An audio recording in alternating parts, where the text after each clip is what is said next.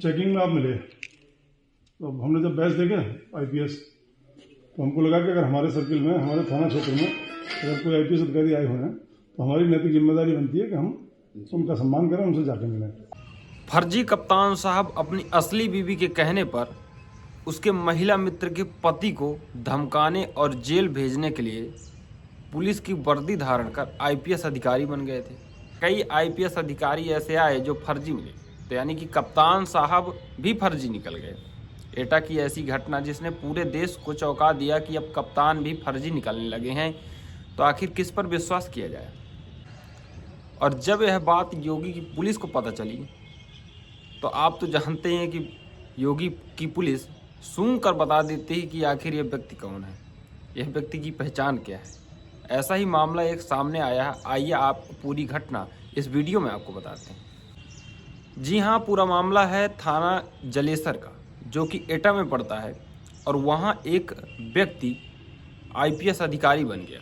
ना उसने परीक्षा दी, ना उसने कोई एग्ज़ाम क्वालिफाई किया, ना उसकी ट्रेनिंग से मतलब, और वह एक आईपीएस अधिकारी बन गया। भौकाल टाइट करने लगा और भौकाल टाइट करते बात यह पता चली कि उसने अपनी पत्नी के कहने पर आईपीएस की वर्दी धारण कर ली, गाड़ी ले ली, गाड़ी पर बैठ कर रौब जमाने लगा।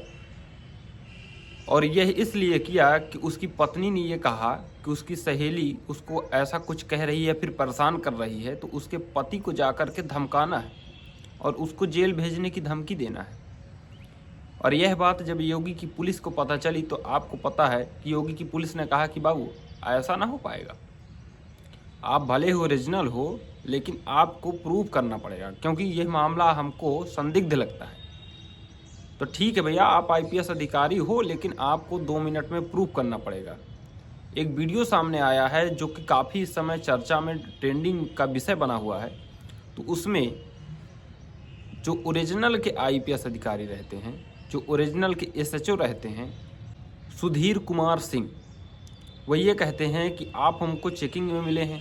सामने जो फर्जी आईपीएस अधिकारी रहते हैं उनको बैठा लेते हैं और कहते हैं आप हमको चेकिंग में मिले हैं, आप वास्तव में ओरिजिनल है, इसमें हमें कोई शक नहीं है। लेकिन हमारे यहाँ, हमारे थाना क्षेत्र में कोई नया अधिकारी आया है, वो भी आईपीएस अधिकारी, तो हमारी तो भैया नैतिक जिम्मेदारी बनती है कि हम आपको सम्मान दें। और इसीलिए हमें थोड़ा सा संदिग्ध लग रहा है, और लेकिन हमारी नैतिक जिम्मेदारी है कि हम आपको सम्मान दें, आपको बर्ताव करें, अच्छा बर्ताव करें। इसलिए आपको 2 मिनट में हमें आपको प्रूव करना पड़ेगा। जब आप हमारे थाना क्षेत्र में आए तो हमें लगा कि हमारे थाना क्षेत्र में नए आईपीएस अधिकारी आए हैं, तो हमें उनसे जाकर मुलाकात करनी चाहिए और उनसे बात करनी चाहिए। एसएचओ सुधीर कुमार सिंह ने कहा कि हमें यह भी शक लगता है कि आप ओरिजिनल अधिकारी हैं भी या नहीं,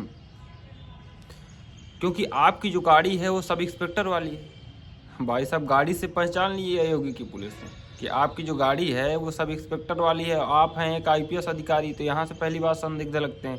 दूसरी बात, जो आपने नाम बताया है, इस नाम का कोई अधिकारी हमें देखने को मिला नहीं है, गूगल में भी आपकी कोई जानकारी नहीं है। लेकिन फिर भी अभी हमें शक, हम आपको ये नहीं कह रहे हैं कि आप फर्जी हैं, लेकिन आप जो है किस बैच के अधिकारी हैं, और आपकी गूगल डिटेल नहीं है, आप किस वर्ष के पास आउट हैं, और आपने कहाँ से ट्रेनिंग की है, और आप कब ड्यूटी पर आए हुए हैं, ये पूरी जानकारी कृपया 2 मिनट में बताकर हमें आप संतुष्ट कर दीजिए। हम आपको ससम्मान देंगे और आपका आदर करेंगे, हमारी ये नैतिक जिम्मेदारी है। तो जैसे ही इतना सुना जो है फर्जी आईपीएस साहब ने, तो बाबू बिल्कुल से वो हड़बड़ाए गए, कहे कि हम जो है असली है ही नहीं, फर्जी हैं। तो कहा कि भैया फर्जी क्यों? तो उन्होंने बताया कि भैया हमारी बीवी थी, उनकी एक कोई सहेली थी, उनके पति को डराना और धमकाना था, तो इसलिए हमने अपनी असली पत्नी के कहते जो है नकली वर्दी धारण कर ली, और अब आपने पहचान लिया है। तो भैया एसओचे साहब ने कहा कि भैया अपना नाम तो बताओ। तो पहली बात तो उन्होंने अपने शार्ट में नाम बताया हड़बड़ा करके कि अब फुल नाम कैसे बताएं। फिर उन्होंने कहा कि जो है नहीं आप फुल नाम बताइए। तब उन्होंने बताया कि हमारा नाम साहब हेमंत कुमार बुंदेला है। तो यह कुछ रही आज की ये घटना। और उसके पहले भी कई आईपीएस अधिकारी ऐसे आए जो फर्जी मिले, तो यानी कि कप्तान साहब भी फर्जी निकल गए। एटा की ऐसी घटना जिसने पूरे देश को चौंका दिया कि अब कप्तान भी फर्जी निकलने लगे हैं, तो आखिर किस पर विश्वास किया जाए। अब योगी इनको ऐसी सज़ा देंगे कि यह स्वयं वस्त्र धारण करने के लायक नहीं बचेंगे। पिछली भी घटना आपने देखी रही है कि बिहार में एक फर्जी आईपीएस, एक लड़का फर्जी आईपीएस बना हुआ था जो रौब झाड़ रहा था रोड पर, और उसके बाद उसको जब जानकारी मिली पुलिस को तो उसको भी गिरफ्तार किया गया संदिग्ध के चलते।